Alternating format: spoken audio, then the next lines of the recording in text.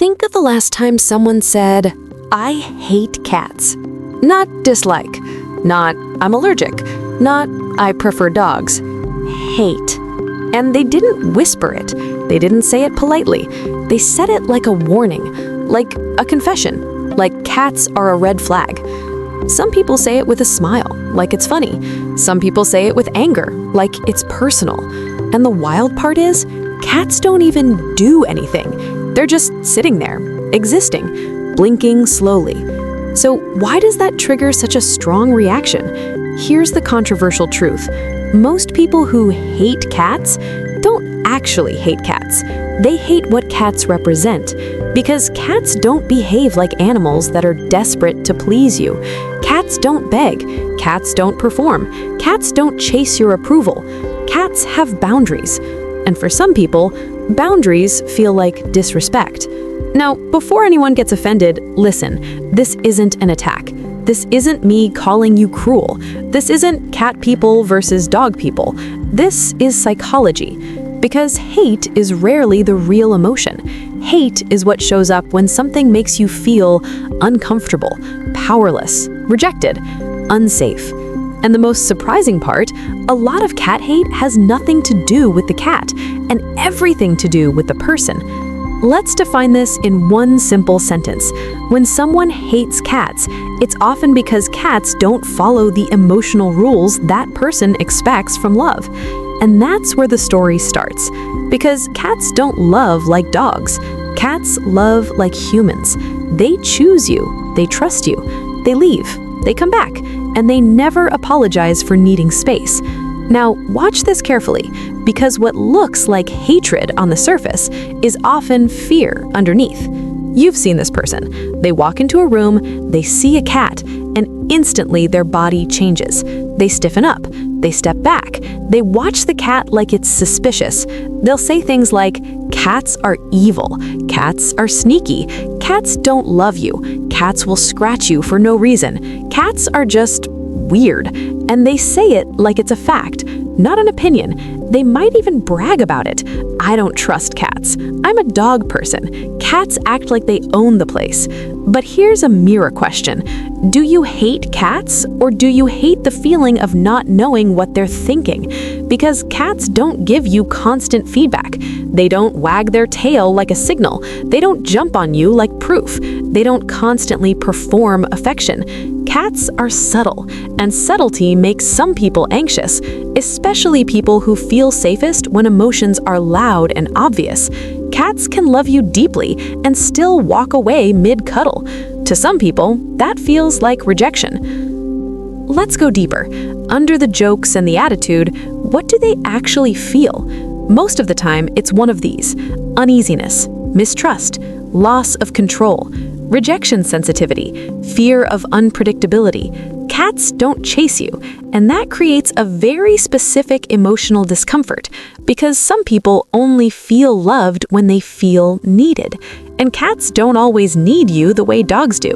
Cats will sit across the room like, "I like you, but I'm not begging." And if you grew up having to earn love, that calm independence can feel cold. Be honest, have you ever seen someone get offended when a cat doesn't like them, like it bruises their ego? They'll say, "See, cats are rude," but what they really mean is, "I don't like feeling unchosen." Cats don't hand out affection like free samples. They make you work for trust. And for someone with a fear of rejection, that feels like emotional punishment. Here's another mirror question. Do you dislike cats, or do you dislike the feeling of not being in control of connection? Because cats remind you of something painful. You can't force love. You can't demand loyalty. You can't pressure someone into closeness. Cats don't respond to control. They respond to emotional safety. Now, let me tell you a quick story. I once knew someone who swore cats were arrogant. Not dangerous, not dirty, arrogant. They said cats act like they're better than everyone else. Then one day, they met a calm orange cat. The cat didn't run up, didn't entertain, didn't perform. It just sat there, relaxed, unimpressed. And my friend got irritated. Not scared, irritated, because the cat wasn't reacting. And that's when it clicked. Some people don't hate cats. They hate not knowing what they're thinking because cats don't give you constant feedback. Now, this is where it gets real. Most cat hate comes from one of three psychological roots. First, the need for control. Cats are independent. They decide when to come close. They decide when to leave. They decide what feels safe.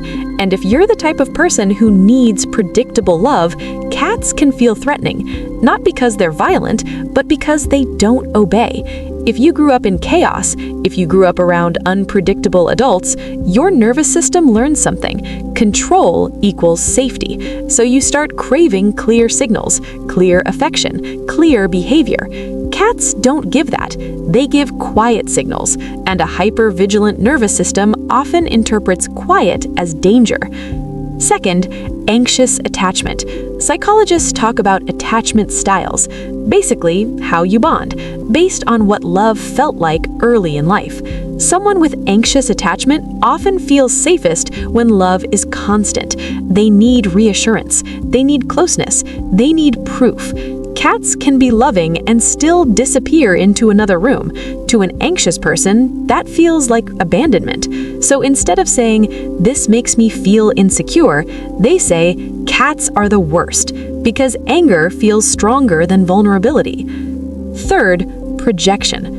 This one is uncomfortable, but it's common. People project onto cats the traits they fear in humans: emotional distance, unpredictability, boundaries, selective affection, independence. So when someone says, "Cats are cold," what they might really mean is, "I'm terrified of being emotionally ignored."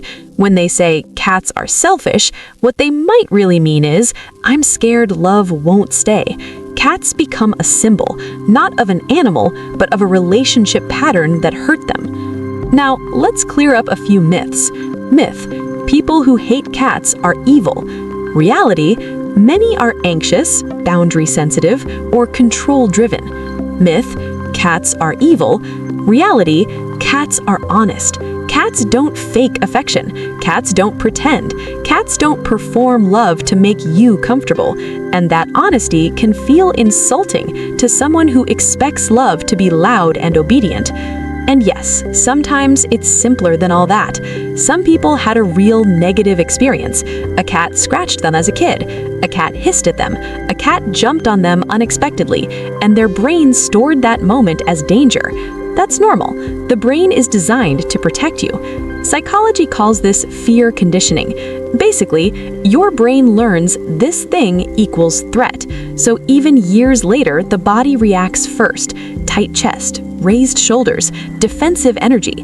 Not because they're weak, but because their nervous system remembers. Cats feel unpredictable, so the fear sticks harder. Now, let's be fair. Not liking cats is normal.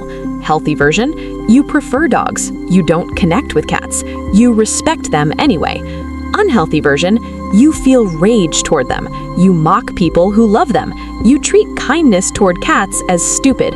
That's not preference. That's emotional displacement. And here's the part nobody wants to admit. Some people hate cats because cats don't submit. Cats don't flatter you. Cats don't worship you. They don't make you feel powerful. And if someone only feels safe when they feel powerful, a cat will feel like a threat. Not because cats are dangerous, but because cats are free. Now, here's where it gets darker.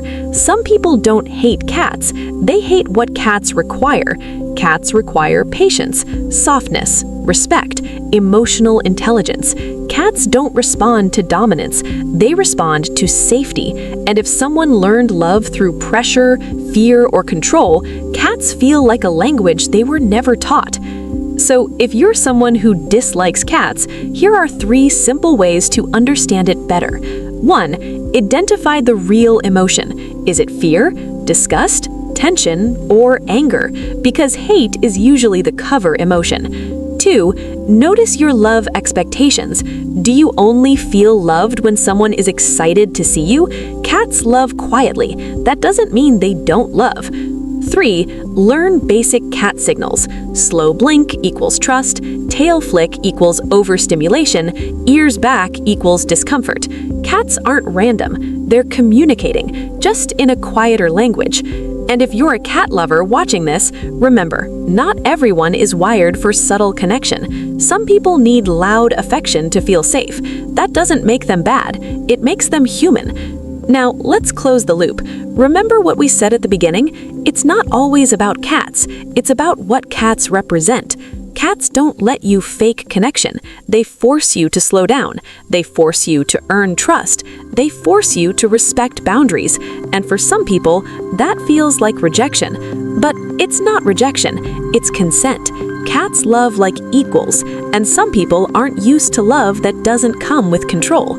So if you've ever said, "I hate cats," maybe the real question is, do you hate cats, or do you hate the feeling of not being in control of love? Because cats don't love like servants. They love like something with its own mind. And that's why, to the right person, they feel like magic. And to the wrong person, they feel like disrespect. If this video hit you, it doesn't mean you're broken. It means you adapted. Now tell me in the comments, are you a cat person, a dog person, or a cats scare me but I'm learning person? And if you want the next video, we're going deeper, the psychology behind people who are obsessed with cats. Because yes, that's a thing too.